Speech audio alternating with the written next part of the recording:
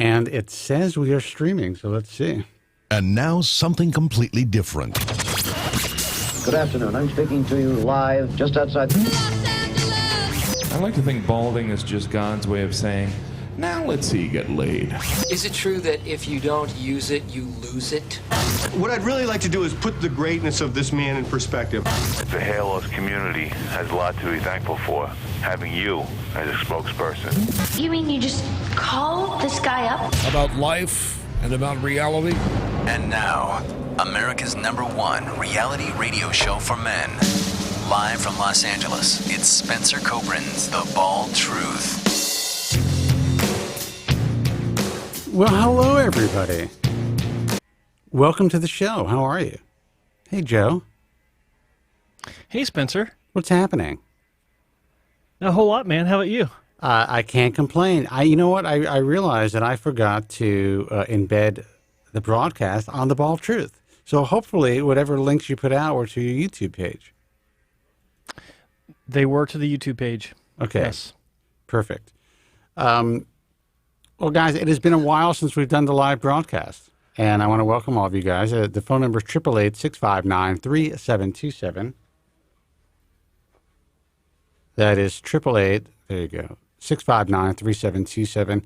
This is the Hair Loss Show. We are live. I'm from Los Angeles. This is where we do the show from, live in our TBT studios in Beverly Hills. And like I always say, just like when someone's promoting the fact that they're a Beverly Hills hair transplant surgeon or a plastic surgeon, it's only because they could pay their rent or their mortgage.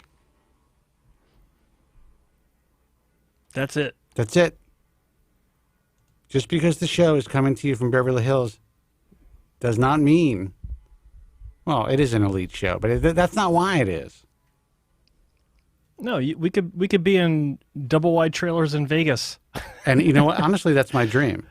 I'm not even kidding you, man. I've spoken to you about that before. The hills of Vegas. Because of what's happening now, even before that, but I just want to get the fuck out of here. Sorry, Victoria, for cursing. I just want to get the fuck out of here. And I wouldn't mind getting like a really high-end, like one of those really cool, either like blue homes or like a double wide, just like really hooked up. Mm-hmm. In Nevada, my own just little hideaway. No bullshit, no fucking gardeners, no fucking pool guy. No pool boy. No tenants, none of the... I just want to get the fuck out of here. Meanwhile, I'm up in Vancouver, BC, TBT Studios North. Yeah, everything's nice and calm there. You know what? It's spiking.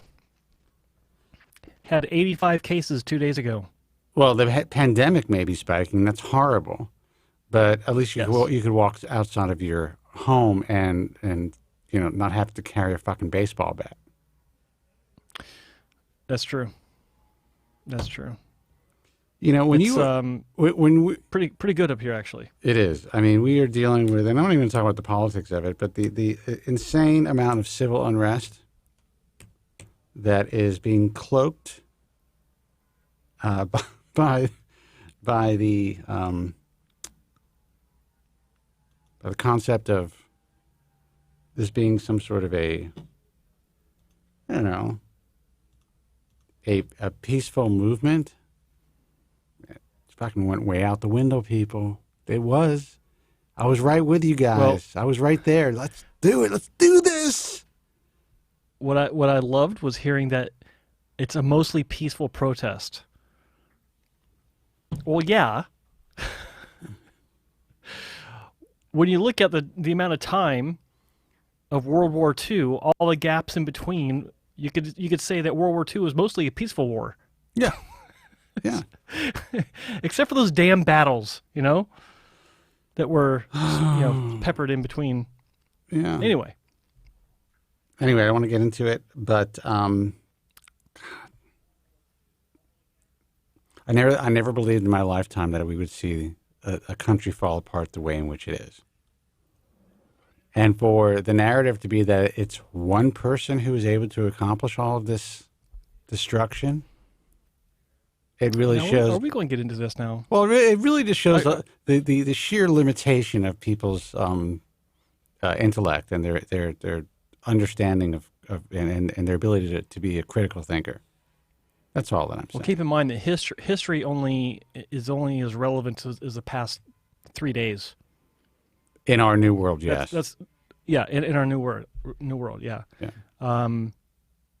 Unless you're looking for something to cancel someone over, and then it could be 10 years ago. But that's a different discussion. I wish they would cancel the Bald Truth already. I'm looking for the show here. Let's see. Live today, Friday. So that's right. It is working. Well, keep in mind, history only. You sound good, Joe.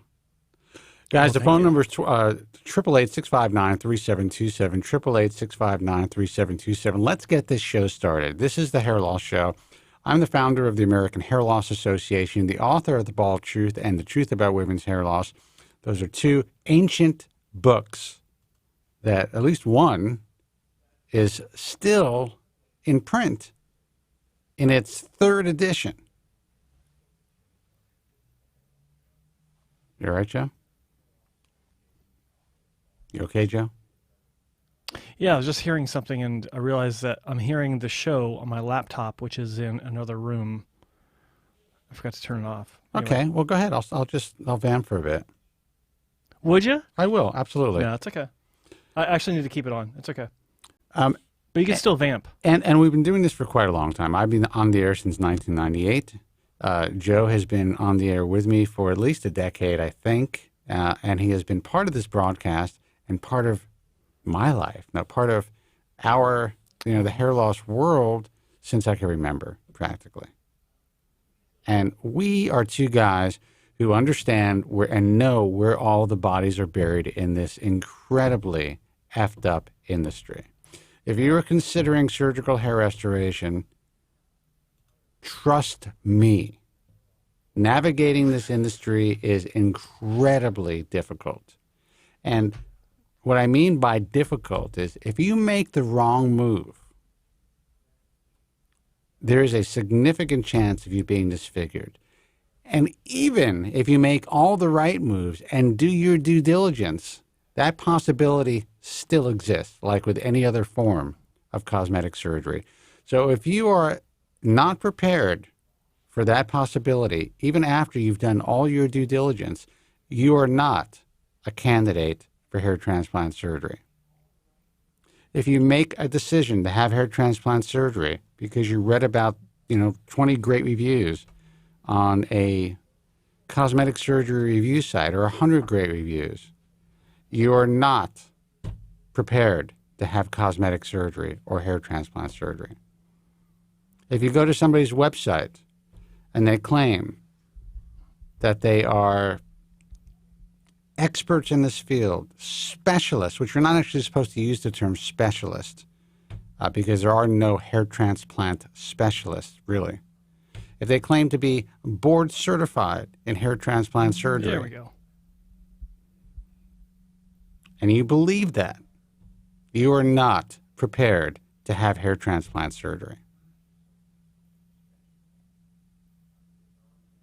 The list of you guys that I could put out there stating clearly how you are ill prepared to have this procedure is a mile long. However, if you ask the right questions, if you do your due diligence, if you understand which questions to ask and really the reality of what hair transplant surgery can offer you based on your own particular hair, scalp, and, physiology characteristics, if that makes sense, then you're prepared to pull the trigger, make the decision, and say, you know what? I know everything I need to know. I think that I've done my best in my due diligence. I know there's a possibility of having complications, but at least I've mitigated those possibilities by doing my research. Then I'd say, you know what? If you want to have a hair transplant, that's when you proceed. Well said. Yeah, I just figured I'd... That's it. Good night. I haven't been on the air for a while. I just figured I'd practice a little bit. I just like to hear myself sometimes. I'm not, just want to make sure that. Well, it's been a while still since got you've it. heard yourself. It's been a while since the audience has heard you. So more power to you, man. I was thinking about some other things about, why you shouldn't get a hair transplant. Some other one-liners. If you go into a clinic and you openly state that they are the first place that you've been to, and they say, let's have a hair transplant, you're not ready for a hair transplant. You're not ready for a hair transplant. Go ahead. This is fun. Keep going. This is. What's another one? If you have not tried preventative measures first, you are not ready for a hair transplant. If you have not first attempted to see what you look like with a shaved head, you are not ready for a hair transplant. Yeah, I guess. Yeah, I agree with that. I agree with that. It's like a little extreme for some people, but yeah. Let's see. If you go to a clinic and they say, yes, you're a candidate for a surgery, and you only know about them because they worked on a family member, you're not ready for a hair transplant. If you found a clinic on Facebook that advertises a $37 hair transplant with an emoji of a muscle guy, of an arm, flexing, and you decide to go to them or pick up that phone to call them, you are not ready for a hair transplant. If you contact me and ask me about a clinic because they look good on Instagram, you are not ready for a hair transplant. I get that all the time. I get so many. Guys, the phone number is 888-659-3727. That's 888-659-3727. Guys, we're going to take your calls in a second. And we do have one line open. So if you want to fill up the boards, that would be great. 888-659-3727. A lot of gossip, a lot of rumblings going on, a lot of changes in the industry. Obviously, the pandemic has changed everything. But what's fascinating is, as soon as physicians were able to open their doors, they had lines of people wanting to have a hair transplant. So apparently, at least in the United States, the economy has not really affected the business of hair transplants. The only thing that did affect it was the shutdowns. Travel. Yeah, I was talking to a doctor last week, and he was telling me that he's busier now than he was pre-COVID. Oh yeah, I was speaking to a guy in Arizona. He said he has never been booked out so far.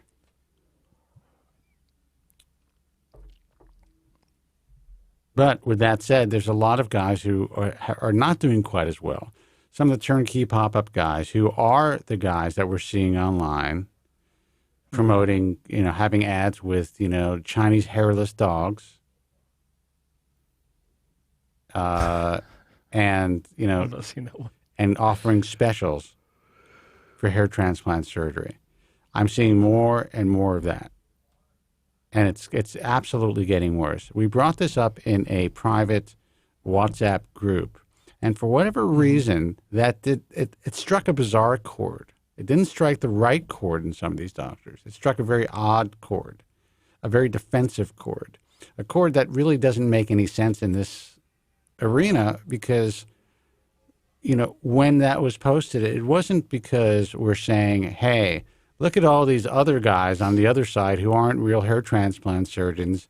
They're so fucked up. They're so bad, but you guys are the good guys. You're going to be okay. The whole point of it was, this is now your industry. This is what you good doctors are competing against this shit. What are you going to do about it? And at least one doctor said, there are no answers. There is nothing that we can do. And the sad part of that response to me is you're essentially unwilling to help those who are looking to you for help, those hair loss sufferers who are in need, who depend on this industry for your help. You're willing to turn a blind eye because you don't believe anything can be done. To me, that is a fucking weak and irresponsible response or reaction. It's interesting to me. One doctor that we've talked about, I think you might have been referencing just now, but This guy really gave me a good haircut. Sorry. What's that? I said this guy gave me a good haircut. It's nice and short. Anyway. Where was I? This one doctor that we've discussed, talking about how he was giving like this low grade training seminar or something like that, and then a doctor came up to him and asked to train with him, and he said, I don't train my competition. And the problem with, there are obvious problems with that, but the thing that the doctor doesn't realize is that it doesn't matter if you train someone or not. They're going to be your competition regardless, whether you train them or you don't train them. And if they're down the street and you know that they're actively screwing people up because you didn't step in to impart your knowledge upon this doctor, your experience, it's almost your fault that these people are getting screwed up. I definitely think that they're complicit for sure. They're complicit. This doctor came to you asking for your training, your wisdom, your experience to guide him, and you refused. Is that going to stop someone from opening a clinic? Look, absolutely not. I had a guy who contacted me from Texas, and he said that he went to a local guy there, and said I would like to do a pre-turnship. Is that what it's called? Yeah, with you. And the guy's like, look, you're a nice guy. I saw you at the conference, but you're my competition now, and I can't let you in. And what this guy decided to do is he started to train from YouTube videos. He told me that. That's how he learned his craft. And then he contacted me, and he actually contacted us through the IHRS to see if we did any fellowship programs. I'm connecting him with somebody. And, luckily, several of our IHRS physicians are willing to let people in. And this is a local person as well. So, he's not concerned about the competition. But I'm just like, this guy learned his craft and already performed surgery on people through YouTube. That's the reality. That's what's happening. Takes the DIY videos to a whole new level. Yeah. Look, when I wanted to, if I'm having a problem connecting my washer and dryer and I forgot something I've been so old at this point that I'm forgetting certain things about, stuff that I know about, I go to YouTube. It's right there. If I was going to perform open heart surgery, I probably wouldn't want to learn on YouTube. And for anyone who thinks that this isn't as complicated, it may not be as, it may not have the same potential of killing you. But trust me, these are mini organ transplants where thousands of hairs are being moved, have to survive. And every aspect of the surgery dictates the end result. Anyway, we're going to change that this year. We were talking about this. One guy asked for a step-by-step. You can't give a step-by-step. I can give somebody in this industry the fucking keys to the castle, and they couldn't even turn the key to open the lock. It's fucking pathetic. 888-659-3727. Let's see who this is. Hey, you're on the air. Who's this, and where are you calling from? Hello. You guys hear me? Yes. Hey, let's talk about the Infodemek. Who is this, and where are you calling from? Steve from AZ. Man, we fucked that one up last time, didn't we? Steve, what's happening, man? Well, hey, man, how's it going, Steve? I do. Good to hear you, man. Right. How much shit did you get for that, man? Obviously, I got none because nobody knows, calling the phone or whatever, but how much, has so much crap. A little bit, but the truth is I ignore most of it. So yeah, it is what it is. I don't think that Joe got anything on his YouTube channel about it. Yeah, I mean, I think I saw a few comments at some point, like, as I kind of, like, looked back, like, a few weeks later, I was like, oh, boy, we sound like a few assholes talking about this right now. But at the time, I remember just a couple weeks later, I think it was, like, a few comments on there, something like that, something about talking about Infodemek or whatever, just giving sarcastic comments. But, yeah, I mean, a lot of political stuff going on with that, just like you were talking about with the alluding to blaming Trump for, like, every race problem that's ever been around, which is kind of crazy to even do so. But, yeah, anyway. Look, and I'm going to make this clear, just so everybody does not think that I'm some sort of a staunch Republican. I've been a registered Democrat my entire life. Yep. I am a Jew from New York. We are essentially born and raised to be the most liberal people. That's just the way that it is. I mean, I think it's a little unfortunate. But the reality is reality. And sometimes in life you have to not worry about towing the party line and do what's right for people's lives. Yeah, I think there was a time for me where I would have, and a long time at that, where I thought Republicans got it wrong, and I would have considered myself a Democrat, especially in the early 2000s when they were saying, you know, gay people shouldn't get married and all that nonsense. I was like, I couldn't even believe that they were so that late to the party. Well, that's all that stuff's insane. I will state this: I'm more of a libertarian. That's it. That's what I was going to say. Yeah. I was going to say it's the same thing for me. There was a time I could have said I was a Democrat. Not anymore. They've just gone way too over the line. At this point, when Trump does say fake news, I got to agree with him a lot of the times. I really do. And he used to be Democrat. I know that. Yeah. But I would say I'm a libertarian.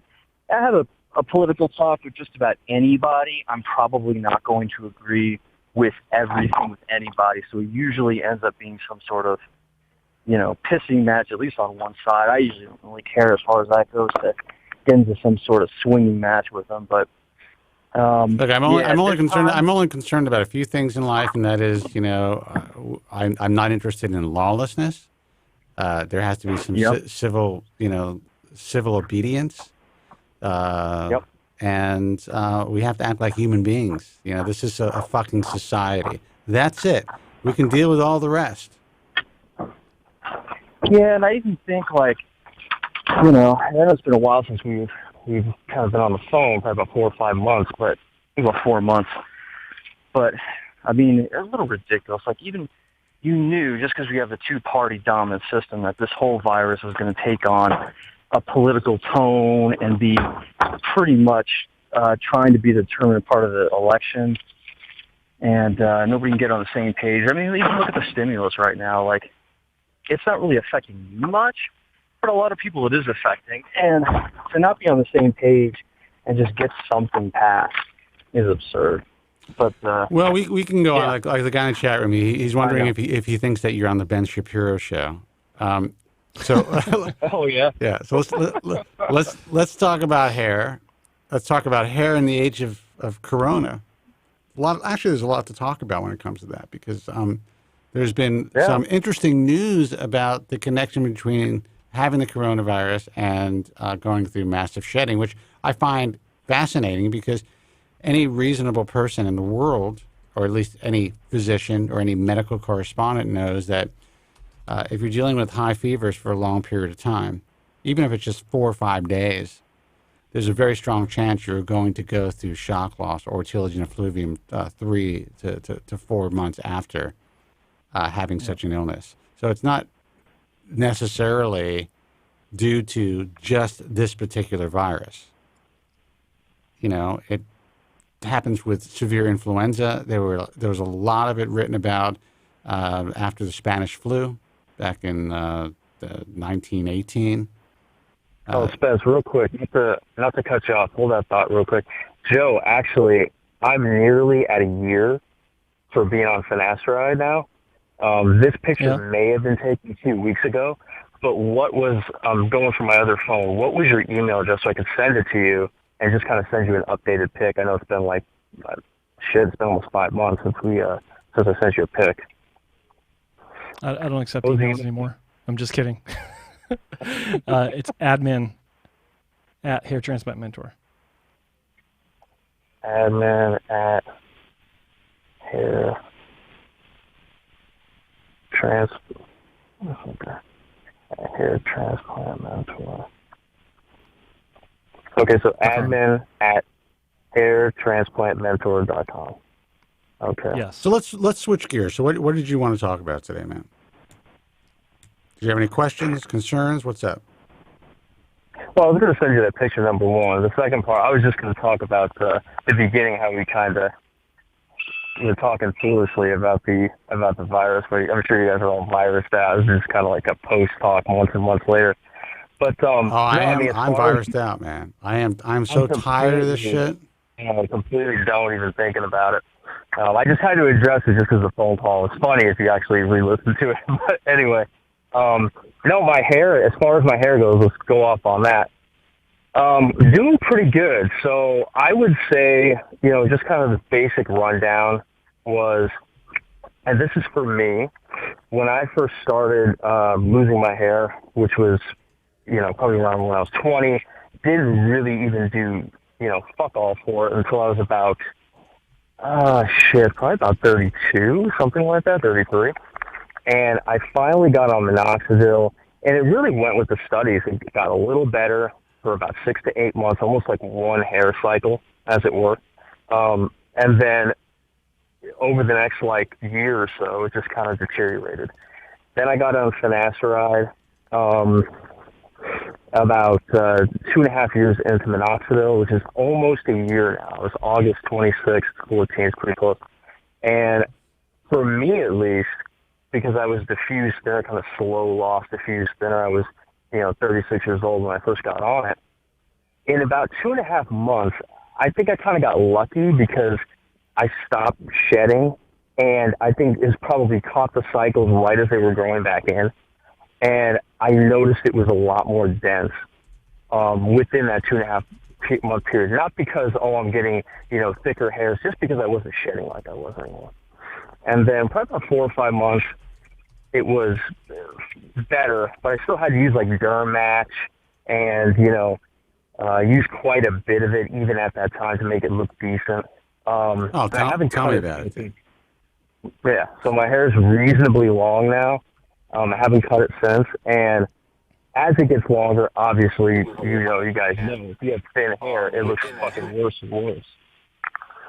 But it's actually gotten a little bit better and better over time, even though it's gotten longer. So it just shows me that's getting better. There's still some thin areas to where if I don't even wear Duramatch anymore, but if I wear a hat, I'm kind of a hat slave for the rest of the night. If I did, which I haven't in months, by the way, because I was a hat prisoner for fucking years.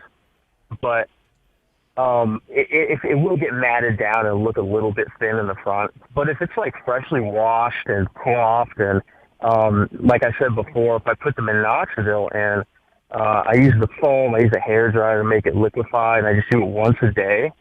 And so I dropped it from twice a day to once a day. It went perfectly fine, just double the dose. And let it dry and kind of frizz it out. It actually looks pretty dense. This picture I sent over to Joe just now, which I don't know if you got it yet, Joe, that kind of shows. I do, and I was going to ask you if you have the before image, because I don't know where the hell that went. Yeah, I can send another one so you guys can. Now it'll probably be in different lighting, but I'll send you one of those bathroom shots I did before. Let me try to find one here. But let me see. I'll show you. I'm working diligently and trying to embed this stream, Joe. So if you hear that I'm quiet or don't hear me speaking, that's why it's happening. Okay, so that's pretty much what happened there. I haven't seen any regression. I actually never got a shed. I mean, outside of normal shedding, I did shed some smaller hairs for a little while, but I always did. So it wasn't there was no increased shedding, nothing like that. Trying to find a picture so I can do it before and after, which I know last time you guys asked if you could kind of flip the camera around and show it. Okay, that worked. Yeah, Joe, did you get it? I got his first photo. I just. Guys, hold on. Phone number 888-659-3727. We're going to go live for a while today, and all of our lines are lit. So if you do call in and it just basically says, you know, you hear some sort of a outgoing thing, or I don't even know what it does, but it doesn't give you a busy signal, that means we're busy. So keep calling. 888-659-3727. Joe, I actually think that this was the... This is the first show, what, in about a month and a half? I believe so. Yeah, about a month. Jesus Christ almighty. Okay, so I just sent one just now with you, Joe. It's different lighting, River, but it kind of shows the front and the back, how it looked towards the beginning.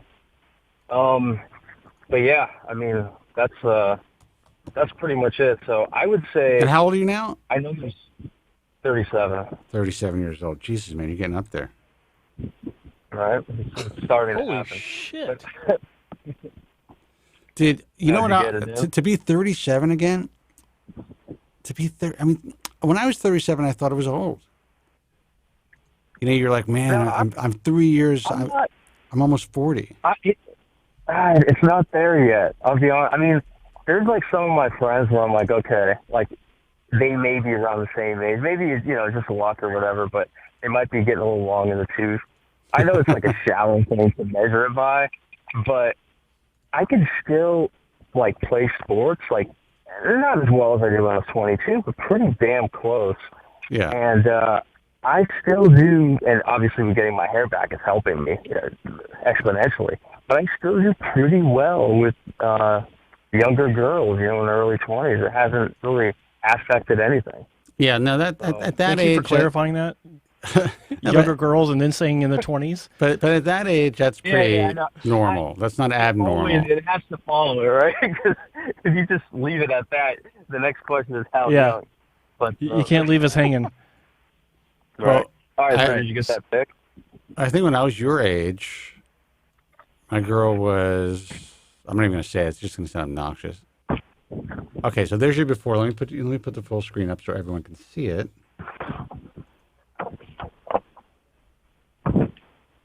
Man, that's fucking depressing, huh? That's you look like your hair here looks like what's his name? Hold on a second, I gotta look it up.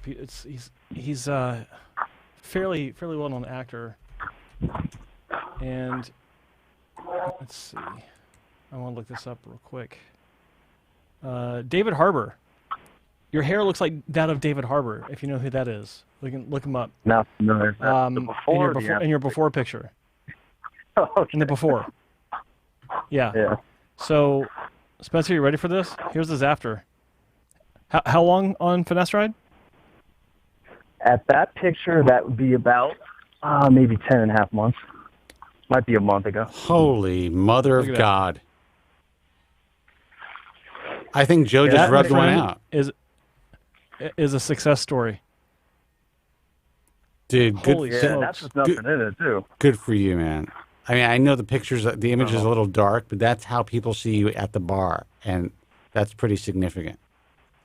Yeah, I was just going real quick, but if I could show you, you know, later or whatever, I could send you another picture where it's in reasonably light lighting, not like with a, you know, super bright light over my head, although it still looks okay. And just, it would still look decent. There's not much degradation going on there. It still looks easily passable. So, yeah, I figured I would. I remember calling you guys at the beginning saying, I just thought I'd get a good result. It was a slow loss. I still had a lot of hair. It was just thin and almost see-through at that point. But I was all planning on going to, or at least investigating going to Dr. I think it's Sharon Keene. I think that was her name. Yeah. In Arizona, which is where I'm at. And I was thinking, shit, I'm going to have to do it in the front at least. And who knows? We'll see how it goes. But I was really going down that path. I will be candid with you, completely honest, that you have the bone structure in the face to shave your head if you really needed to. I would probably just keep your fingers crossed. Hope that the medication continues to work as well as it has for you, so you can have the hair that you have. And consider if you, I understand what you're shaving saying, before you have a hair transplant. I have before. My head looks that of a fucking pup tent. Like if you would think I'm only about. You would think I'm only about maybe 5'9.5", but I'm actually 5'10.5", and my head goes pretty high as you go to the top. You can't notice it at all when I have hair on top. That's why it's so goddamn important. Dude, all you have to do is build a cone head. Not good, man. But all you have to do is build up a little bit. It's not that bad, but I mean, it's a little bit of like a bicycle seat head. It's like a weird shape. Yeah, but if you like build up your eyebrows, have a little bit of an eyebrow transplant, so that your eyebrows are a little fuller and higher, and it'll bring down that gap. Put some Duramatch on there. It'll work. Give it a shot, man. Look, it's funny because there's a lot of doctors, and obviously I work with a lot of doctors, and sometimes they listen to the broadcast, and I've said this before, and they're like, why do you constantly try to talk people out of surgery? And the reason for that is, why not? Why should surgery be your first go-to when there's other options? Exactly. Yeah, anybody, and I know there's a lot of people who are afraid of it, but like my biggest barometer, even now, of like how's my hair looking? Because I'm so used to doing it for damn near 20 years. How's my hair looking? Yeah. Whenever I didn't wear a hat, which was not that fucking often, by the way, was okay. Now I'm going to start combing it back. I remember in the beginning, a lot of people said, "Oh, you're combing it back. If it's still a little thin in the front, why are you combing it back?" I said, "As I'm tired of fucking combing it forward." And the biggest barometer is to go unbiased about it. Is don't put Duramatch in, which helps. Yes, it doesn't make it look better, but go into a Circle K or a QT or whatever, wherever you're going to go to. People who don't know you, and especially with women. And when you go to the cashier, do they look at your hairline? Or go into a bar? Of course, we can't do that now. So all this advantage I have now is not being put to good goddamn use, but it will be. How do you think I feel? I'm 55 now. I'm like, holy shit. So I have to spend this year where I'm still vital. Like locked down, not going out to bars. I mean, that's really fucked up because I don't have much time left to this sounds obnoxious, but to look like this. It's going to go away. It's true. I mean, it's true at any stage. Even this, like, I know, like, okay, I'll probably have the hair for a while, but I don't know that. I don't know how long this is going to last. I'm not going to leave the gift horse in the mouth. I'm trying to get back out there. But that is the biggest barometer I went off. But that's the biggest barometer. None of us know. Exactly. I got to tell you, whoever opens up a COVID-free somehow whorehouse wins. Yep. Yeah. They should do that in Vegas. Sure. But like I was saying, that's what I looked at, and now I don't, unless, like I said, unless maybe my hair. Hey, let me apologize to Victoria for that line. Yep. It was just a joke, Vicky. Go ahead. What was the line you said? Yeah, what line was that? But it was the whorehouse line. Oh yeah. But I don't get those looks anymore. Long or the short of it. Like nobody like does the old hairline look. I know you guys know exactly what I'm talking about. I have no clue, but maybe Joe does. No, I do. Of course I do. It really depends on the day that I'm combing over. Like if you really look at my hairline closely, you can see through it. But, I do the Duramatch just right where it's behind the hairline and in the back. And if I usually, it's very rare that I get a look. I have, and I'm like, oh man. And I'm like I have to find a mirror because I don't know if like Duramatch is rolling down my forehead or something. So. Oh yeah, I'm not going to put it on. That's the ongoing issue. It's like you never know. Well, for most cases, as I know, I usually don't put anything in the hairline. I mean, I will there's nothing in my hair for nothing in the hairline for the camera, and I normally don't. But it depends. Like if for some reason, like if I'm at a hotel and the shampoo isn't just right, and I'm like shit, that doesn't look good, I may have to do a little cover up. It's not an everyday thing. It's an everyday thing in the back, but not in the front. Yeah, when I put the Duramatch in, I will put it on now, like on occasion. Not often though.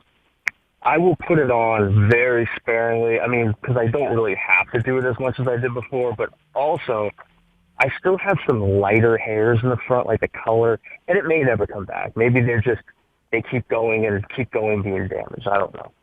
But I do have some hairs in the front, especially on the left side, that are a little lighter in color.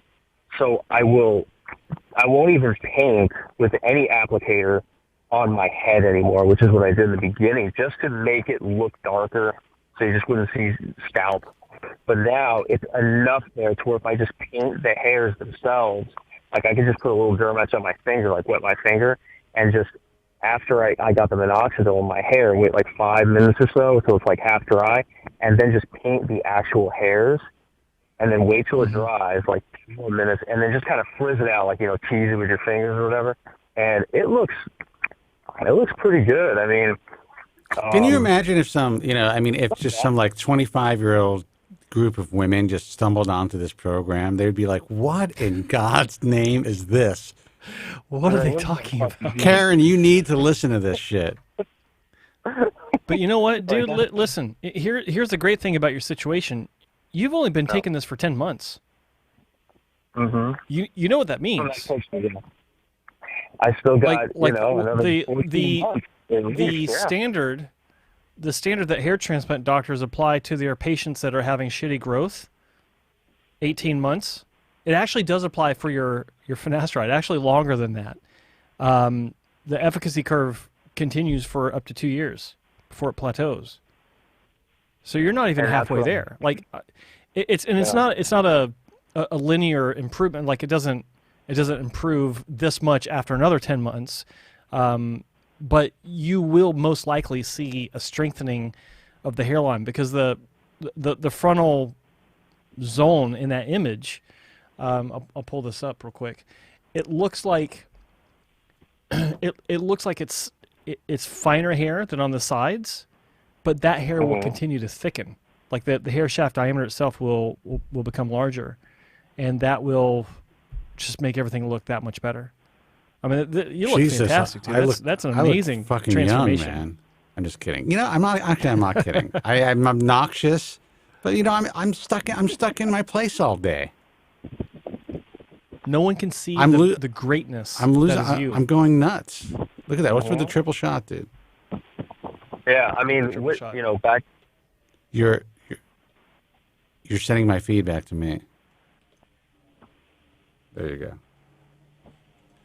Okay. But what you were talking about with the hair, like about the finer hairs in front, yeah, and especially in that picture, I believe the after picture, you're seeing the left side mostly. I think the right side's a little bit like in the shadowing.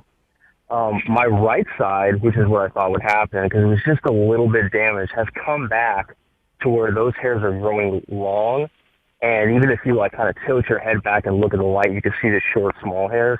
Most of them from, say, like the middle-ish all the way to the right corner have actually grown back pretty strong, pretty dense. It's just the left side, I'd say, up until there's about 1.5 inches area, which is... Well, I can tell you this. There's a lot of bitter people online right now who just saw your image, and they're like, mother effer.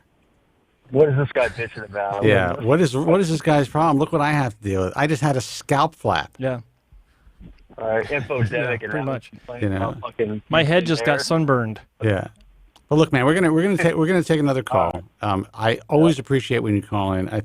And by the way, congratulations. I love hearing and seeing finasteride success stories because we hear so much shit online. It's important that people see the positive, all the positives that can happen. And honestly, I say this all the time, and I'm looked at as some sort of a Merck shill, which is insane.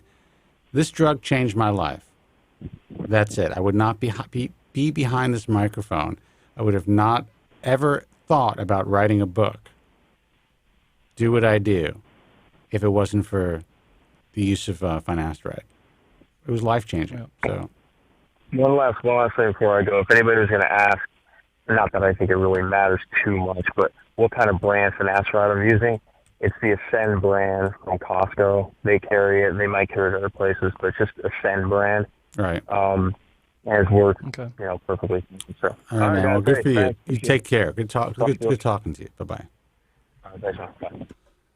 Thanks for calling. Phone number 888-659-3727. I really do love hearing stories like that and to see it with your own eyes. Now, I know that image was a little darker than, like seeing somebody in the daylight.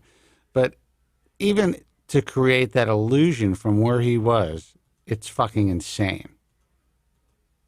It's one of those pictures where it's just like, okay, what else does he have to worry about? He's done. He wins. Yeah. Game over. Move on to something else. You know. For now. I'm just kidding. There's always one guy in the room. Anyway, let's take a call. Oh, now I know. Who do I take? Okay. Hey, you're on the air. Who's this and where are you calling from? Hello.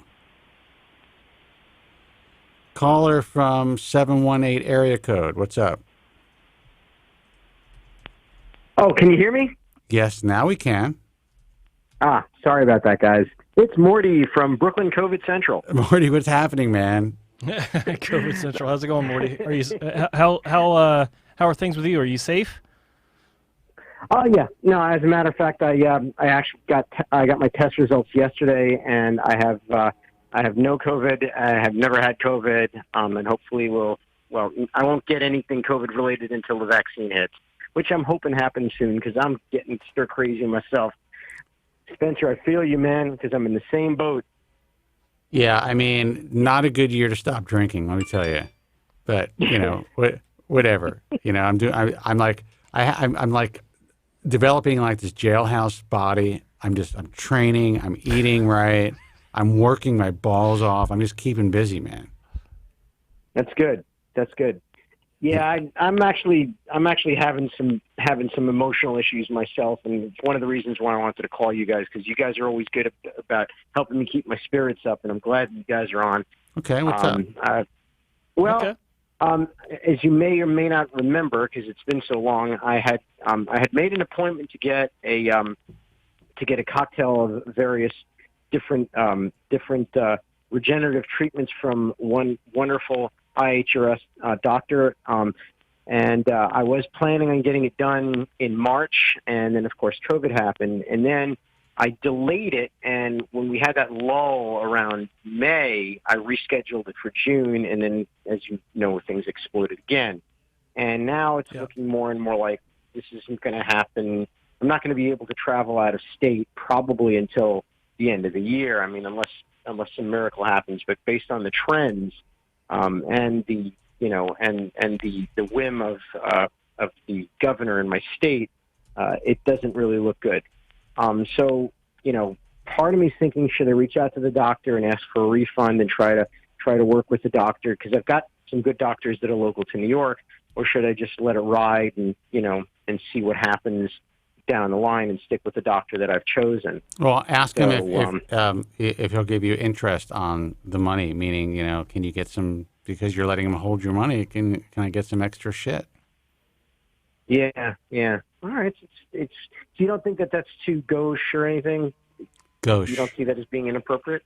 You're cool. 51, you're 50 years old, you're worrying about being gauche?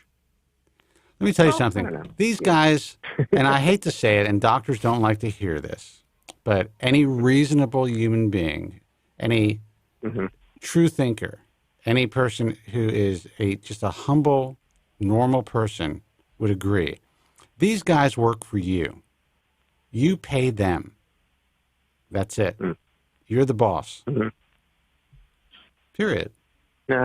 You're absolutely right, and that's one of the reasons why I'm thinking about maybe just getting a refund and working with somebody locally. Because I mean, Spence, you know me, we've been talking for a number of years now, and I'm just emotionally, because of this stir craziness and everything. I've been a little bit of a basket case. My mom is going through some shit as well, and because I'm physically close to her, sorry to hear that. It's rubbing off on me. Yeah, I mean, everyone's a little bit depressed because of the environment. I mean, so it's hard to stay positive, man. That's why when you say what you said, Spence, I feel for you because I'm going through the same thing, and I just want to make sure I'm making good decisions, and that's why I wanted to talk to you guys, because part of me wants to just like get this over with, and Well, how much money are you out right now? $3,500. Okay, I mean, yeah. Part of you just wants to get it done already, but I mean, where do you plan to go? Well, it would be. I mean, there's at least 2-3 doctors here in New York which are HRS members. One of which I already did an initial consult with. Right. So and what's the price differential? Well, it depends. I mean, I guess I can name names. The reason I'm not is just because I'm talking about possible refunds. But both of them are going to be at our speakers at your hair summit. Obviously, the first doctor is somebody who's just going to do he's going to do fat-derived stem cells plus exosomes, and that was what the $3,500 was for. The other doctor I'd originally consulted is the first doctor I consulted with, and he was going to do an actual hair transplant, 2,700 grafts for about I think it was $17K is what it amounted to. I was going to, like I said, I was going to go the first route, which is to just get some sort of injectable. Okay, so you're not talking about having the same procedure done. You're talking about either having PRP and exosomes or an exosome treatment that's fat-derived, which is going to be a small amount of liposuction, or a fucking hair transplant. Yeah, I know. There's a big difference, dude. Oh, I know. Believe me, I know. And one is the difference between $3,500 and $17,000. One requires a very relatively minor surgical procedure that if there is any type of scarring or deviation in fat distribution where the fat's being removed, it'll be minor. Mm-hmm. Mm-hmm. The other is you're putting hair placed into your scalp. Yep. And it could or could not grow. And if it does grow, will you be happy with the growth, even if it's perfect? Yeah. Well, I mean, as far as that's concerned, the doctor in New York that I consulted with, he was somebody, again, I found through the IHRS. I did a consult with him going back now probably a year and a half. And I've seen his work, at least the work that I've seen on his website and, through his postings on the Ball Truth Forum, and they look good. They definitely look good. As does the stuff out of, for the other doctor. And, they both look to be very capable doctors at what they do. At the end of the day, the hair rejuvenation was going to be an adjunct to a transplant anyway, because based on my pattern of loss, I don't expect much aside from, possibly reducing the total number of grafts that I would need. That's kind of the way I'm thinking about it. But, again, maybe all I'm looking for is just, somebody to tell me to stay the course or give me some sort of fatherly advice, I guess you could say, or maybe if we're talking about you, Joe, brotherly advice. Oh my God! So I am. How old do you think I am? Or older brotherly advice. Jesus Christ! Oh. No wonder you're not getting laid, my man. Jesus. I'm not getting laid. I'm stuck in the fucking house, man. Shit. Oh, that's good. That's good. Yeah. So, all right. So my first question is, you're looking at 2 different doctors in New York, and yes, I know COVID is an issue. No, I know COVID's an issue, but I got to ask the obvious: how many of his patients have you met? Oh, I haven't met any patients of. I just lost you, dude. What? Then there you go. Yeah. Hello? Yeah, go ahead. And good luck trying to meet patients in this environment. Can you hear me? Yeah, now we can. Well, no. Granted, but yeah, this environment wasn't always here. You said you had a consultation with the first guy a year and a half ago. Yeah. Right? We're only 6 months into this, so you've had time, but you haven't done it. No, actually, it's probably more like 2 Now- years at this point because it was right around the time I started calling. well, yeah. Then you just dug your hole even deeper. No, but look. Yeah. I think that you are one of the you're in a, I won't say one of the few people, but you're in a position that a lot of people aren't in with today's hair restoration clinic environment. What I mean by that is, starting nearly 20 years ago, people started hopping on planes to go to the clinic of your choice. It's not as common today as it was 20 years ago to go to the clinic in your own backyard because people do travel for whatever reasons. It's not as much as it used to be, but still, it is a lot more than it was 20 years ago. So you're in a great position. Just wait for COVID to pass, and I don't mean just disappear on its own. I couldn't resist. It would be nice, wouldn't it? But once this, a vaccine or whatever happens to where it does become less of an issue that we need to be concerned about, get a few names. Call these people up, offer them to take them to lunch in exchange for you going through the hair like a simian. I mean, it's just common sense, man. See this stuff in person. Stop looking at the photos. These guys, a lot of the pictures are from people that live within probably an hour of you at most. Take advantage of it. And don't pull the trigger until then. Because I guarantee, photos may be great. I mean, it depends on who you're talking about. But even photos I used to take in clinic would not be 100% what to expect in person because lighting conditions aren't controlled. You don't have, like in a studio environment, you don't have sun bearing down, ripping through every follicle to show the scalp. I mean, it's different in real life, and it can put things into perspective that maybe you didn't realize looking at just photos and video. It's the ultimate qualifier for whether or not you want to go through with it. Like, you can't have surgery now anyway. Well, I guess you could, but that's the point. That's exactly look into meeting patients. Yeah. All right. And even today, you could still meet patients. Just social distance and wear a mask. Just follow the guidelines. Sit 6 feet apart, and you can still see a lot more than you'd see in a photo. Yeah. If you have to, it sounds funny, but bring some fucking binoculars to sit apart for 6 feet, so you can really see the details. I'm joking, but it's also legit. Like, you could do that, and you'll see. Yeah. Well, what's the point anyway? We're going to be locked down for the rest of our lives. Mr. Sunshine. Oh, Lord. I love everyone's talking about a vaccine. So essentially, the way vaccines work, right? They take the virus or whatever they're trying to vaccinate, and they work on that particular iteration of that virus, and that takes months or it could take years. And normally, here it comes, and it morphs into 17 different variations until then, or maybe more. Right? That depends. Or it doesn't. Or if it's HIV, it just morphs so much that you can't vaccinate. We all know this.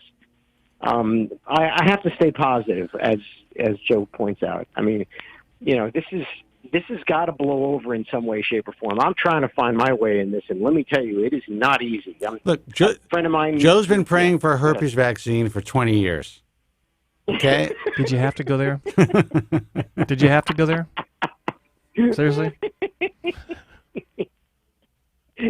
Oh, no. Actually, we all are, because it widens our breath, and we don't have to ask questions. Exactly.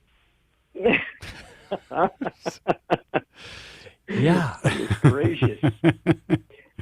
Oh, now listen, dude, I know it's difficult. We are in unprecedented times on many levels. It's not a bad time to have surgery, to tell you the truth, because it's a great time to heal. But I don't know, man. I think Joe's advice is good advice. Do I really want to put myself on an airplane at this point? No. And not only that, it's like if they catch me, then the freaking Gestapo with freaking JFK is going to give me shit. Do I really need that? Are you kidding me, man? Comrade de Blasio? New York is finished. Oh, don't remind me. really Spence. is. Like I own freaking property here, man. I am not happy. I'm seeing like there are over 13,000 apartment vacancies in New York City right now. When in your wildest dreams would you think that there was that much vacancy in New York City? There hasn't been that much vacancy since before World War II. They're giving you 3 months free to sign a year lease. That's how ridiculous it is here. Not a bad idea. Wow. No, listen. Even here, the rents in Los Angeles are plummeting, especially the higher end rents in Los Angeles. And they are offering all because people, these buildings have to close their amenities down. I mean, people are just moving out. And let me tell you something. Where I am right now, I mean, I never thought in a million years that you would be concerned about walking the streets of Beverly Hills after, dark. Didn't exist. It wasn't part of our reality. Now people are getting fucked up. They're getting there's muggings happening. I mean, even in New York, in the best of times in New York, you still had to be cautious. You never thought twice, especially in Calabasas. But here in Beverly Hills, forget about it. Never even thought twice. And Spencer never thought he'd have a second chance at a side gig like that. And more power to him. My mugging gig? Yeah. Oh. I misunderstood. Well, here the good news is we all wear masks. Yeah, exactly. Well, I mean that's the beautiful thing about it. It's like you're ready to mug somebody because you've got a mask on. So you're all ready. You go rob a bank. You can mug somebody. It's great because you already have a mask on. Dude, and let me tell you, and there's so many variants of masks. And the thing is, when I wear a mask, I have to wear a hat because I wear. You could start your own hair transplant clinic, and no one would ever know you're not a doctor. That's true. Speaking of that, someone mentioned that today. Doctor mask on. No, but the reality is, for me, I wear a full-on N95 mask. So a real N95 mask actually have head straps. The ones that go on You're around. wearing a respirator. You wear a respirator. I wear. I have a full respirator as well, like a full-on respirator. But I have the fabric respirator and N95 mask as well. So in order for me to wear that, unless I really want to mess up my hair, I throw my hat on and I put the respirator mask on, and I go out there. And I'm going to tell you something hilarious. I made eye contact with like a young woman yesterday. We're both wearing masks, and I'm thinking to myself, this is the most fucked up situation I've ever been in, or one of them. It's the first time he's noticed a woman's eyes in 10 years. We're flirting through masks. Oh, man. I could take my mask down. I could have no teeth. She would have no clue. Yeah, well, she may not have teeth. She may not have teeth. Yeah, you know what? At this point, I wouldn't There's care. a fistula on her fucking nose. You don't know. What do I care? Oh, man. To find someone like that. All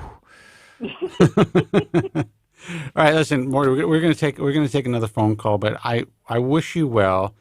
I'm going to try to convince Joe to do this show every week. He's a busy guy. He's got a lot of shit going on.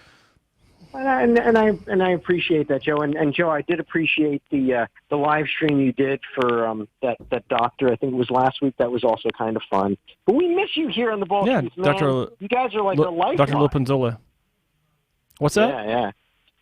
I said we ball truthers miss you guys. You're like our lifeline. Well, I have to tell you that when I don't do the show for a while, I do miss it. I have to say it's interesting because I was always talking about retiring, and it's funny. Someone asked me, they're like, "Why don't you put up podcasts?" Or my whole thing is, yeah, great. We can put up the podcast. We can really work towards that. We can build the audience through that. But there's something to me that's just so organic about just going live and then shutting my camera off and moving on, letting Joe keep the podcast, the video podcast on his channel, and no more effort. People are like, you are fucking crazy. You know how much money you can make this and that? I'm like, I'm 55, man. I come here, I want to do my thing, talk to you guys, and I want to close my window, just like when I was on the radio. And there's something that's a nice change of pace, I got to say.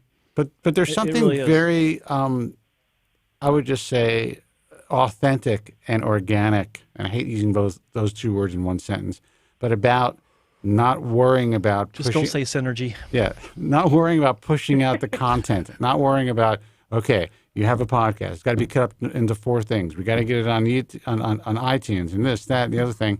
That's how everyone works today, and it's so vital. And we have the opportunity and the content to do that. But there's a part of me that just enjoys the few hundred people that come into the room and listen to us, and just kind of keep it like tell family. You what I like about this, it's a nice change of pace, because when you're dealing with these doctors all day, every day, I'm sorry, the bullshit. It's just like there's so much I can't wrap my head around about how some of these people think. It's nice to get back with the real people. I have to laugh because, we're putting on this Global Hair Loss Summit, and it's kind of taken on a life of its own. And I'm not just saying this. This is not for effect. This is not hyperbole. It's unbelievable.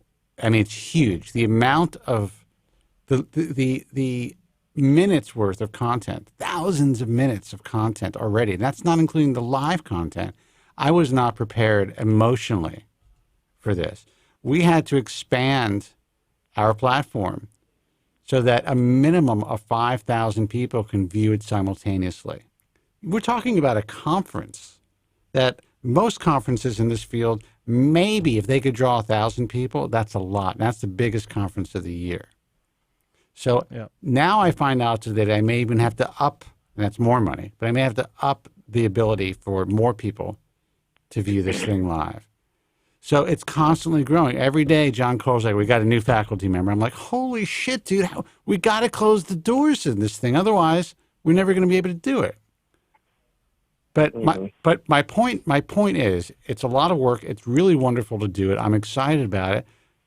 But you would think that doctors who care about patients wouldn't be bitching about it, that they wouldn't feel this was some sort of competition for whatever organization or society that they're involved in, that they wouldn't be trying in a clandestine way trying to disparage our efforts, because you would think that this is a great thing for everybody, right?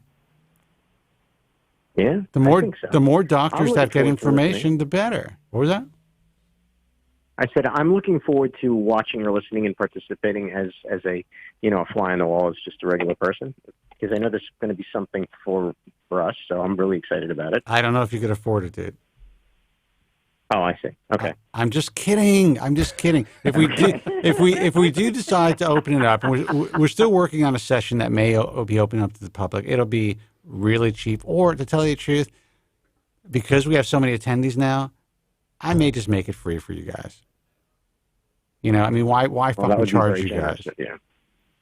Not just attendees, but you got there's so many vendors now have signed on for this thing.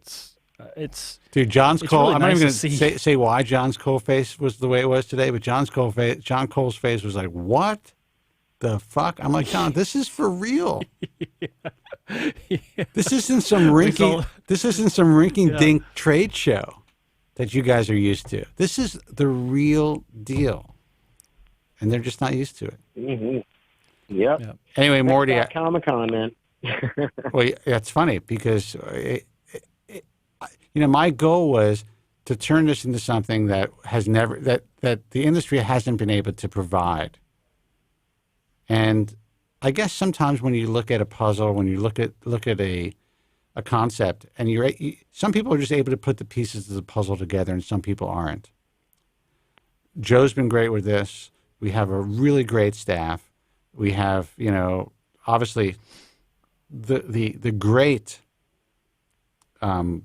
prince of social media. Is he the crown prince of social media, crown prince of online streaming, right? Is that what he was? New media. You know what I'm talking about. I sound like fucking Biden now. Jesus Christ.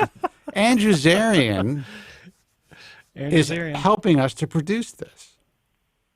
Very cool. And, nobody has anything like this, so it's exciting. I'm going to let you go. We have a full board. We're going to take some calls. Joe looks like he's about to pass out. I do. Take I don't some feel fluids, like it, Joe, and man. Get yourself tested. Get yourself tested, Joe. I'm living in my tower. I do get out, but the wife has been cooking a lot more, and I'm fine. Like there's almost no risk for me here. I'm good. But thank you. Good for you. All right. Well, you guys have a great show. I'm going to keep on listening. All right, man. Take it easy. Right on. Take care. I wonder if, and there probably are, but I wonder if there's like any speakeasies or something I can go to. I got to look into that. I got to go on the dark web and find out. I was going to say underground. Underground for sure. Not literally, but maybe there's gambling and drinking and women. I mean, everything that we live for, everything that we work hard for is out there somewhere. Joe, you just froze. Phone number is 888-659-3727. Let's take a phone call. Hey, you're on the air. Who's this and where are you calling from? Hello. Hello. Hey. Hello. We hear you, man. What's up?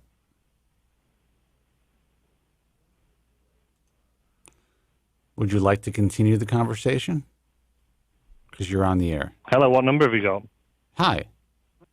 You there? Oh, it's me. Can you hear me? English accent? Now I can hear you. Yes. Who's this? Ah, fantastic. It's Simon from the UK. Sorry, there was a slight delay there. Simon, welcome, man. How are you? Hello, Simon. I'm good. First time. Hi, Joe. Yeah, it was you I was calling to thank, actually. Because I didn't do it. of once doing my sort. No, you'll like it. Trust me. Sorry, there's a slight delay, so if I talk over you, I apologise.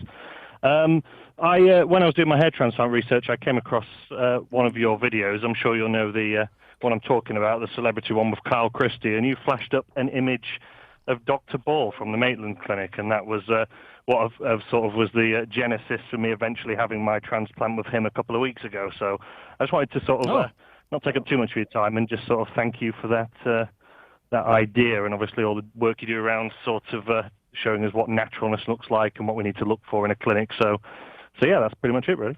Simon, that is Thank awesome. you so much. We love getting calls like that. And you know what? Let's talk more about your experience. First of all, how old are you, and how long have you been considering having a hair transplant? I'm 35 now, and I think a soccer player in the UK, a guy called Wayne Rooney, I'm sure you're aware of, he had a transplant and made it a lot more sort of high profile. So, I mean, that was probably 7-8 years ago now, so it was more sort of around then that I got interested in it. And then in the past sort of 3 years, it got a bit more serious. And then, of course, the first thing was to try finasteride, which I've taken for the past 3 years or so without any side effects or anything like that. And then it was a case of just finally zooming in and researching for the correct surgeon, and eventually found the right one. So just a case of being patient and doing that, essentially.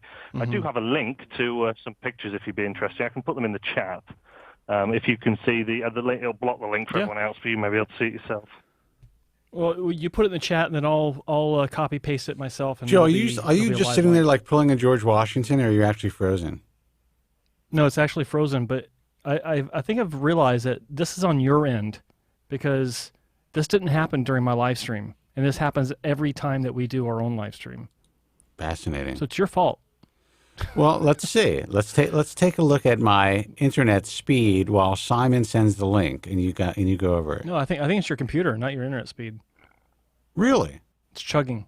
Yeah, it's because it'll move like 2 or 3 frames and then stop, and it'll move again 2 or 3 frames and stop. Fucking Zarian, man. Sorry, Simon. It's no problem. I'm telling you. Fucking Zarian. Well, stop chugging because you're moving now. Okay. Oh, there we are. Yeah. All right. So, Simon, first off, I need to ask, why didn't you go to the clinic that Kyle Christie went to? Yeah, it's a good one. I'm actually amazed of how many bad clinics are in the UK. I mean, people obviously rip on Turkey, well, for quite a justified reason on a lot of occasions. But people don't look in their own backyard. And let me tell you this: for years, the UK was the worst. Probably before Turkey even. There was like 1 or 2 doctors doing hair transplants in Turkey, maybe 3. The UK had some of the worst work ever. And I've been doing this for 23 years, and I would say it was probably the most dangerous market for a very, very long time. There were maybe one or two clinics that were doing it decently. The one clinic that was doing it decently at first was still mediocre at best. So it's certainly, the UK certainly evolved, but it still sucks in general. And I hate to say it, everyone who's out there in the UK doctors, there are some great clinics, and we work with them. But for the most part, some of the guys that put themselves out as being the real leaders in the UK certainly are not the best in the field.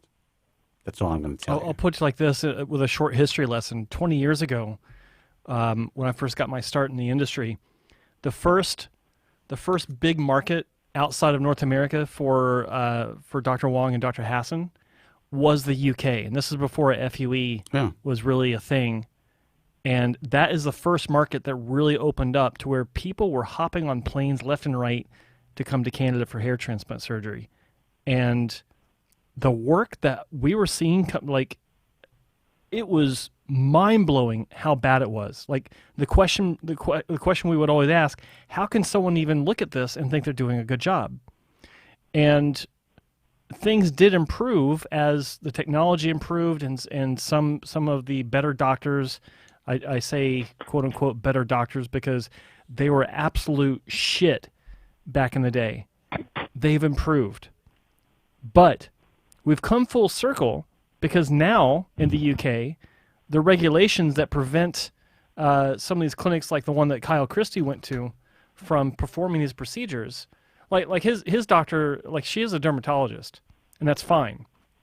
But there are so many loopholes and so few safeguards in place, and so many ways that these clinics can advertise themselves.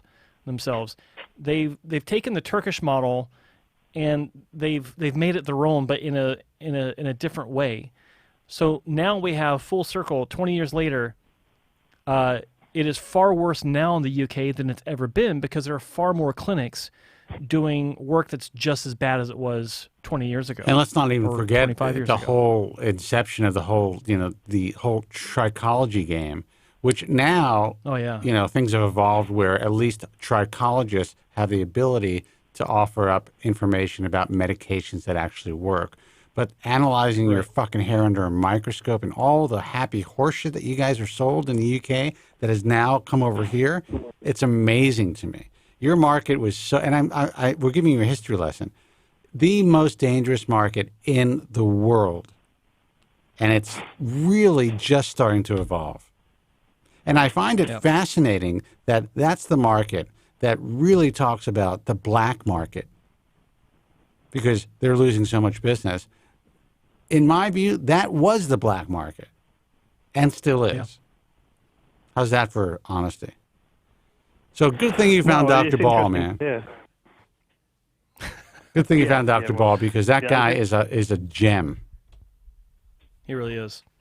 He is, and he's very ethical and very well, you know yourselves, and very, very conservative. Is a case of we need to set you up so this is going to potentially work the rest of your life rather than in the short term. So he's not, he's comfortable having those challenging conversations. He'll tell you what you don't want to hear, which is great. And I just think the time he spent with me before the surgery, and it was like, I went to, obviously the COVID messed things up slightly, but, I met David and then, went down to Portsmouth because he wouldn't do my front. He said, I'll do your crown. He says, but without seeing you, there's no way I'm going to be doing your front. I had a Zoom call with him. So I went down to Portsmouth, saw him, and he spent, it was a long drive for me. It was an 8-hour round trip, which might not seem as long in the US, but it is here.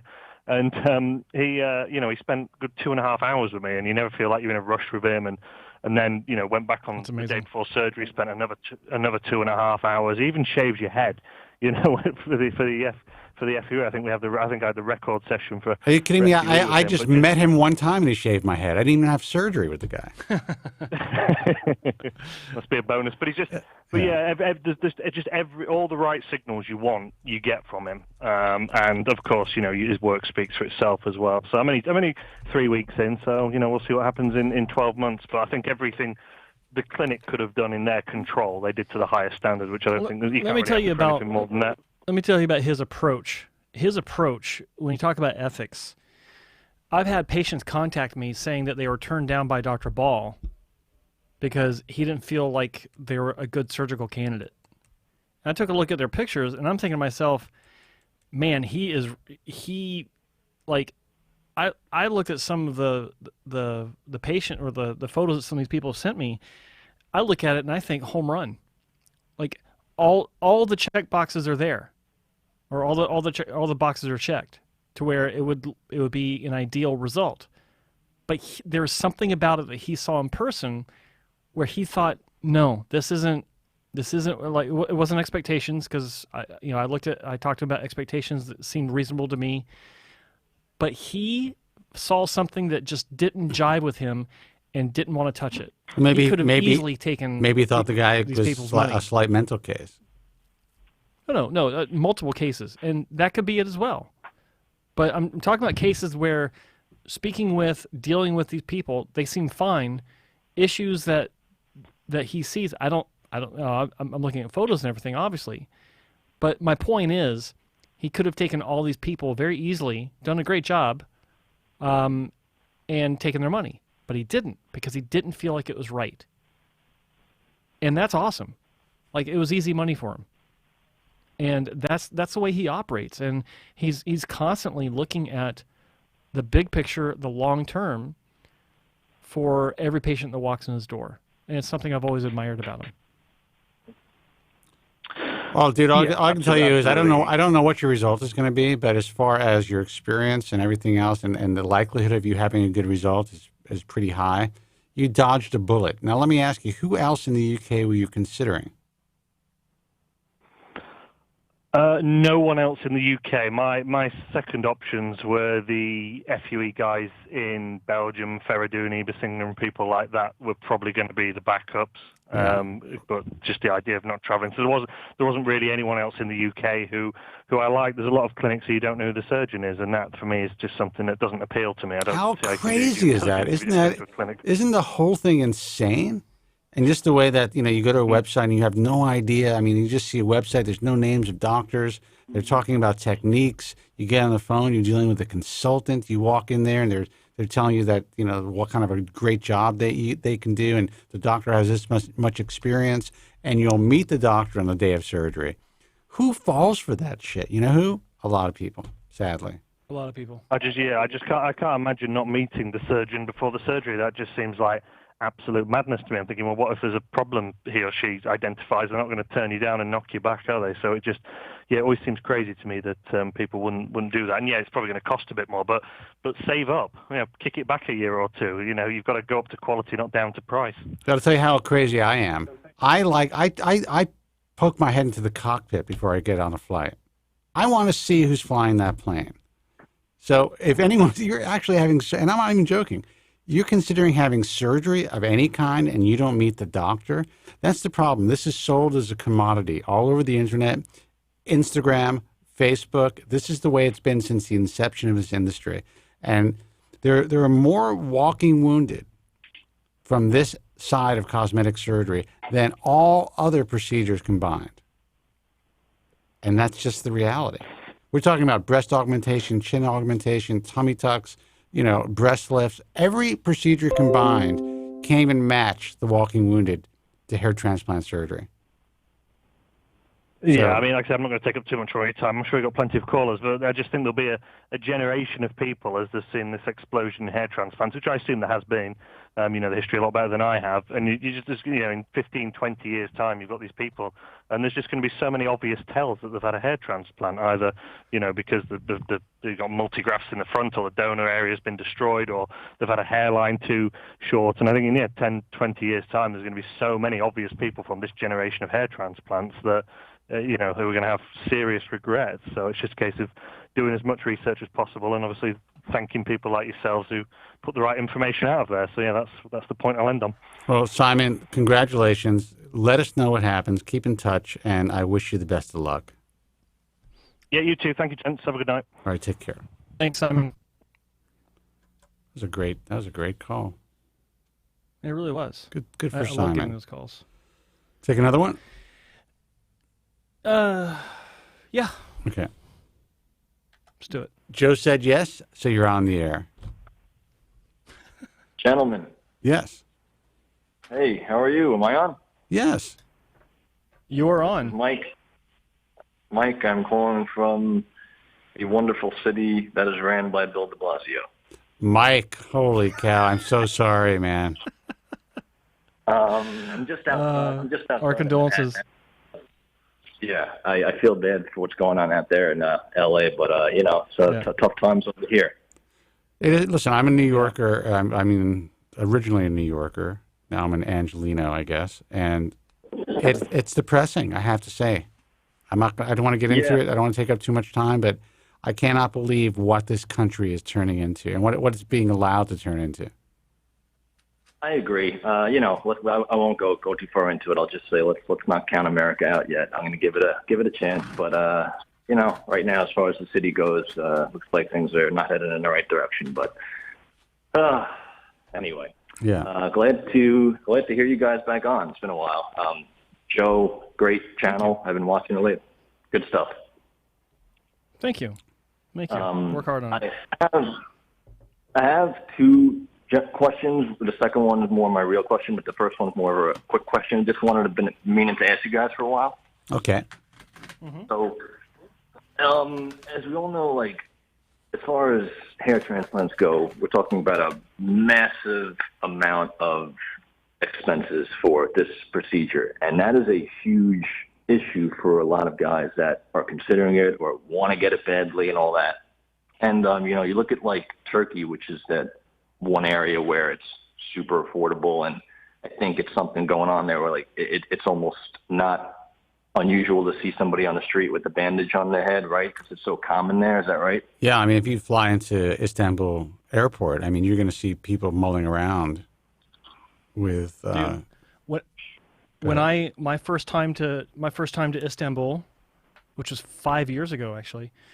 I walked through security, and then you walk into the general reception area. It looks like we lost the stream for a second.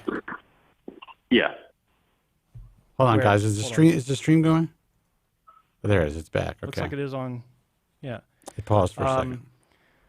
Yeah. So when you walk through security and you're in the general reception area where you can see people that are waiting for you, it was amazing how many people were there. First off, I've never seen anything like it. It was like a concert. And no, it wasn't for me. I know you might have thought that, but probably a good 10% of the people in this crowd had signs with the name of the clinic that they were representing and the name of the person that they were there to pick up. Wow. It was like crazy. And when I say 10%, I mean there's probably 30 or 40 people there with the signs waiting to pick someone up. And I even heard that sometimes they'll have they'll have the name is blank, and then someone comes up to them thinking, "Are you my ride?" and say, "What's your name?" And, "Oh yeah, we're here for you," and they'll steal a client. Yeah, right there at the airport. It's amazing, dude. Yeah, I wouldn't be surprised. In the hotel I was staying in, you go down for breakfast, and there were 5 guys that were from 5 different clinics that had the bandages on their head. I know guys who spend weeks, hours, days, weeks, months researching cars online, going from dealer to dealer, before they make this purchase. Tires, yeah. And they go online, they see an ad for surgery, and they're willing to fly to Turkey. Based on Instagram photos. Based on Instagram photos and WhatsApp conversations with people who can barely speak English. And they're willing to be whisked off in a car in a strange land to have surgery by teenagers. It is a phenomenon that, God bless it, man. I mean, the fact that they're able to get away with it is unbelievable to me. God bless capitalism. Yeah. Jesus. The quick question I had, just out of nothing but curiosity, is if this surgery was more affordable in this country and it was something that was just affordable, what do you think it would really catch on here to the point where it would become a normal thing? Or do you or just for whatever reasons you think it'll always be some sort of I don't know how to describe this, just a unusual procedure for men to have, because it's just curious to get you guys' take on that. But actually, it's evolved to the point where it's really not that unusual. It is the fastest growing cosmetic procedure for men, and in cosmetic procedure in general in the United States, and it's been like that for several years. So as these devices are being shipped out and put into the offices of plastic surgeons and cosmetic surgeons, more and more people are learning about hair transplant surgery and considering hair transplant surgery. There's a lot less of a stigma to have a hair transplant than there was before. Now it's kind of like, oh, women are seeing it all the time on Instagram themselves, and they're thinking, okay, well, you're losing your hair. Why don't you get a hair transplant, honey? But what they don't know is as the market grows, it's becoming more and more dangerous. As far as price is concerned, the truth is, in order to really get the medical care that you need and is necessary, and to get at least, in part, the skill set that you need to have this performed to any reasonable standard, it's not cheap. It's not cheap for the physician or the clinic to perform surgery on these clients. And I say clients, these patients. It's funny I said clients because I was talking to a doctor today that said clients today, and now it's in my head. And I remember, and I've done this before, I corrected him. I'm like, you mean patients, right? Anyway. You just did it yourself. I just did it myself. It's easy to do. I guess unusual probably wasn't the greatest word for it, but yeah, I understand what you're saying. It's definitely, even when I first started getting involved with this 2007, it's grown so much since then. Now you see it a lot more, commercials on TV now even I see, but things have changed. But in order to have a state-of-the-art hair transplant, you really need to have a well-paid, well-honed, skilled staff. You need to have all of the right equipment. I'm not talking about just buying a $100,000 piece of equipment. I'm talking about every piece of medical equipment that you need to perform surgery. You need all the disposables. You need the facility. These guys have to pay their rent. So even if the markup, I would say the markup is relatively, it's like anything else. It's relatively, the margins are pretty good. But you don't want a cheap hair. You do not want to go for these $2 graft places because they are the ones who honestly are cutting all the corners because they want to make the same margins that the guys who are charging $8 a graft are making. I will say that I think that the low-cost hair transplant is not something exclusive to other lands because and to get further into the answer to your question, I don't think that it would be more popular, I think, if it were less costly, but there's evidence that I've seen where maybe that's not the case because it's more about the quality. If quality hair restoration were cheaper, then absolutely. But what I'm talking about is, like in Southern California, for as long as I can remember, there's been a clinic been offering $2 a graft hair transplants for 20 years. And I don't see them, like they didn't start any sort of, major rush of people to get hair restoration.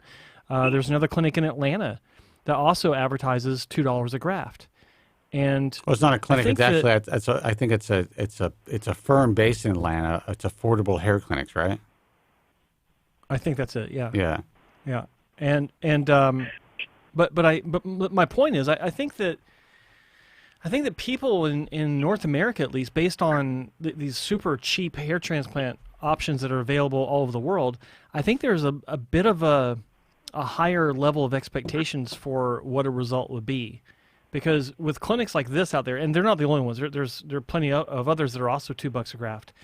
I think it would be a lot more prevalent, and the competition would be seeing this, and they'd be lowering their price as well. The only reason I think that maybe prices will start to drop in the future more than they have is because of the way that these manufacturers of devices are going into established plastic surgery clinics where they can afford to drop their shorts on pricing because it's just an adjunct to their existing practice, like the other opportunities or procedures that they offer. But a specialist hair transplant clinic that only performs hair restoration, you won't see that simply because the overhead's too high. It just won't happen. Right. Gotcha. Well, yeah. Well said. I understand. One other question I wanted to ask you guys, if you have a minute. So, Sure. I don't know if you've spoken about this in detail. I haven't heard you guys get much into, but it's something that I've been considering lately.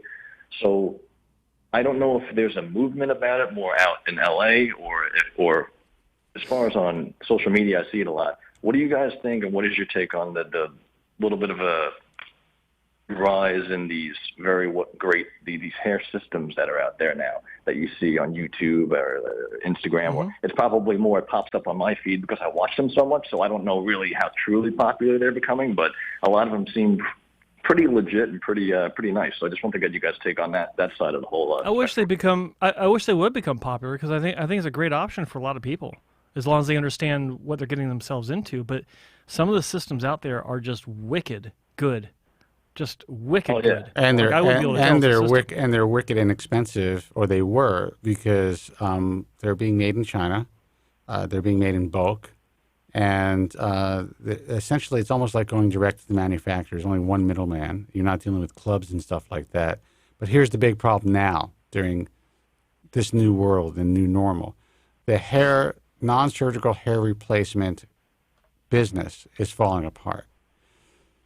For several months, the factories were closed in China. There's a lot of things happening with trade in China at this point. Mm-hmm. And being able to actually even get a stock system from one of these websites is almost impossible. Orders are backed up months. Guys and women who wear hair are freaking the fuck out because they can't get their hair. So go ahead. A main website that I check out. I don't know if am I allowed to mention someone's name on here? Say whatever you want. Sure. Oh no, one everybody's probably ran across him, but it's my hair experience. It's the guy that does a lot of great videos, but he is the go-to hair, piece guy, and his website, it even states flat out how there's a big backup, and it could take a couple. I don't know what the direct quote was, but it's backed up. Is the bottom line, and it's just it's kind of surreal to see, like you said. If you're wearing it, you are in panic mode right now. It's just kind of crazy, and I don't know what the future's going to be. I have said this to all hair wearers, and I've said this in the past, because this is the way that I operate in everything in my life. If I have a shirt like this one that I really like, I buy 10. If I have a pair of jeans that I really like, I buy 10, because they may not make them anymore.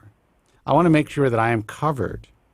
I also like to rotate stuff, because I wear kind of like a uniform, usually just a couple of colors and jeans. And I want everything to maintain looking like they're looking fresh. I tell anybody who's buying a hairpiece that's $250 or $300 or something around that range, which is what they cost now. Yeah. Save up your money, make sure you have the right color, and once they got that color set for you, buy yourself 5, buy yourself 10. These things are now, they're essentially could be almost disposable, like contact lenses. And they can last 2 or 3 months really well, and they can look brand new, but you could look like you have new hair all the time. It never gets tacky or really fucked up.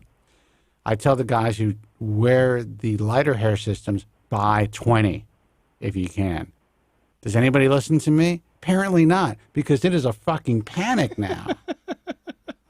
No one expected the manufacturing to stop.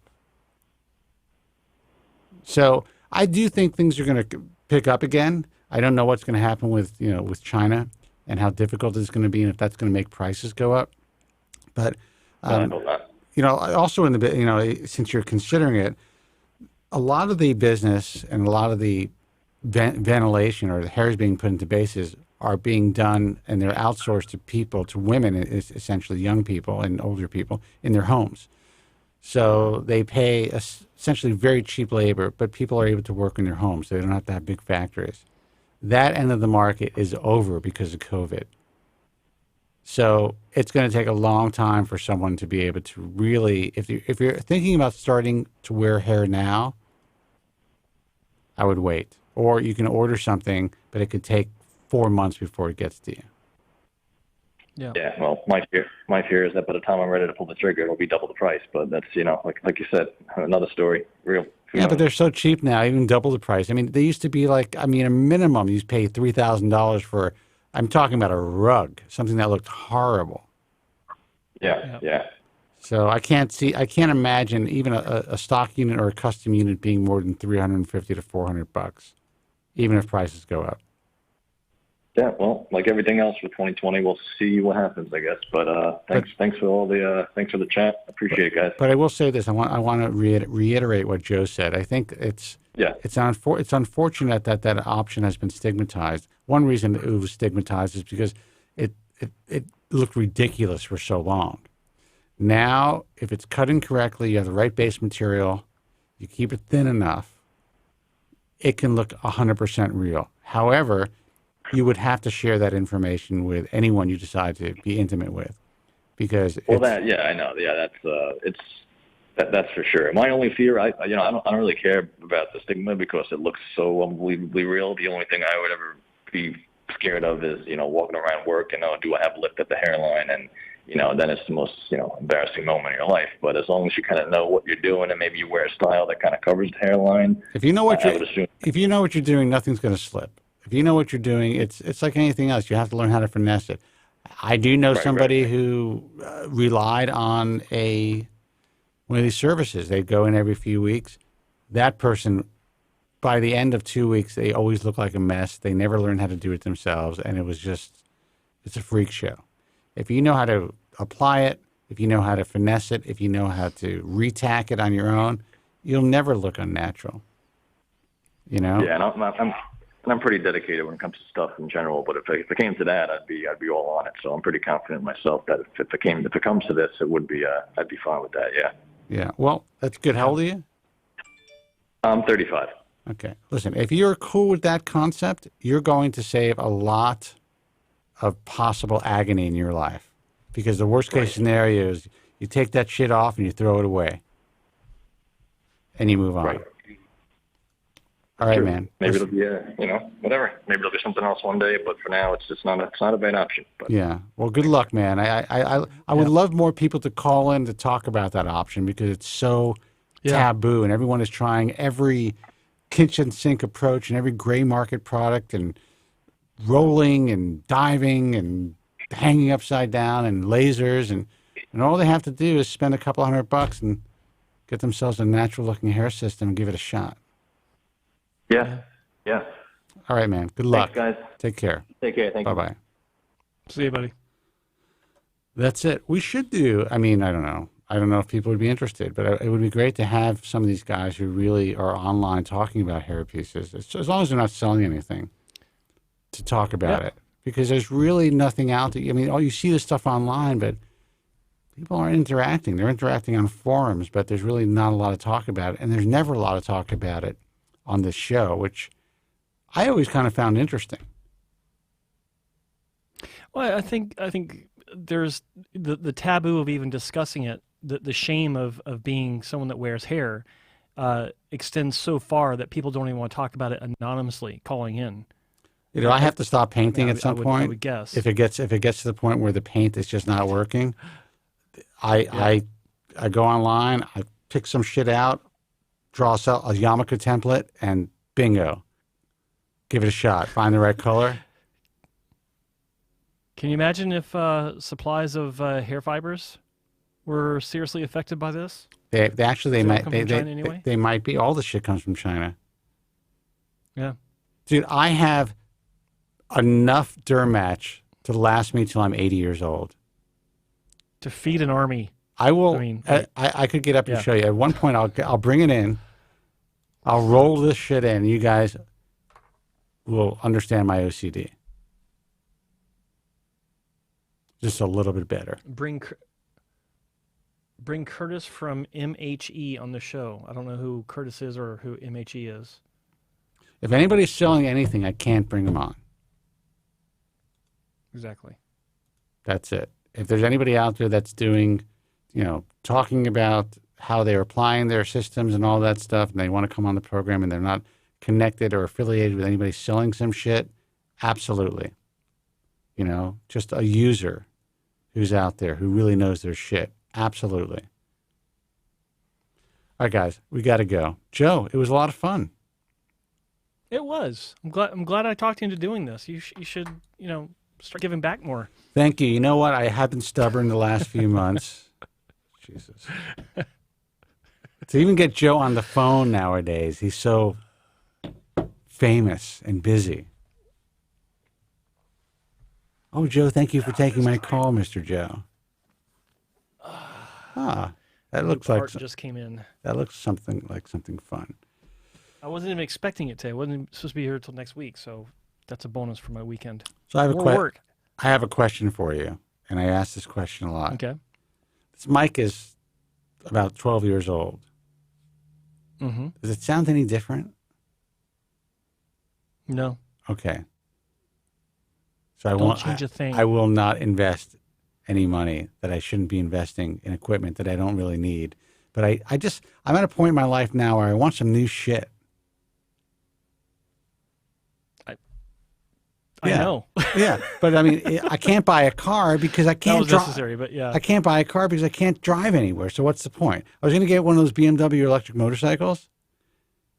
I don't know if you've seen them. Yeah. They're fucking badass, but where the fuck am I going to go? Yeah, I could drive through the valley. I can drive through the canyons. Like that could be fun. But there's nothing like getting off your bike and just stopping off at a place to eat, and you can't do that anymore. Yeah. Nope. At least not in L.A. Like I take off my helmet, put my hat on, and you go into a bar and.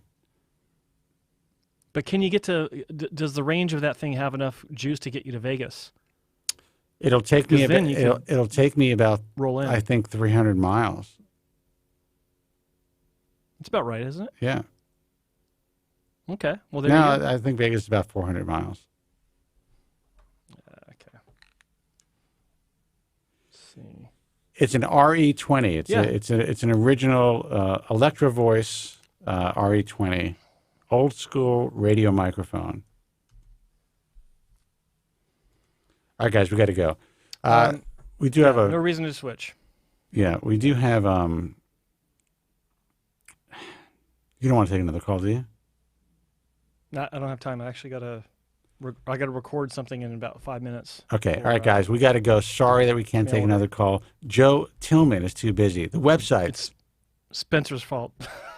thebaldtruth.com for archives of this program if I ever get to the point of putting the archives up. But if you absolutely want to see archives, check out Joe Tillman's personal YouTube channel, which is youtube.com/hair transplant mentor.